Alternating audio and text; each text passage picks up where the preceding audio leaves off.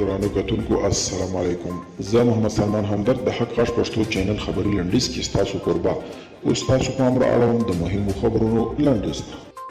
نیوزیلند ویلي چې دوی په افغانستان کې د پاتې خپل وروستۍ سرتیري هم دغه هیواد څخه ایستلي دي.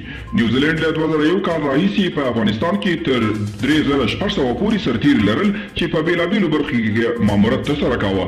د افغانستان سولې لپاره د امریکا ځانګړي استازي زلمي خلیلزاد په ترکیه کې د مارشال دوستم سره لیدلي دي. د راپورونو له مخې په دې لیدنه کې د دواړو لوري د افغان سولې برخه کې د ترکیه پر اغیزناک رول خبرې اترې کړې دي. افغانستان او تاجکستان په بیلو برخو کې د همکارۍ او 15 هوکړه لیکونه لاسلیک کړي دي.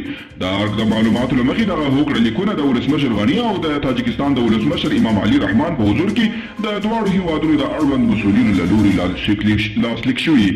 د ولسي جرګې یو شمېر غړو ویلي چې د میدان وردګو ولایت په بېسودو ولسوالۍ کې فعال غیر مسؤل وسلوال علي پور باید ونیول شي او ژر تر ژره د قانون منګولو ته وسپارل شي.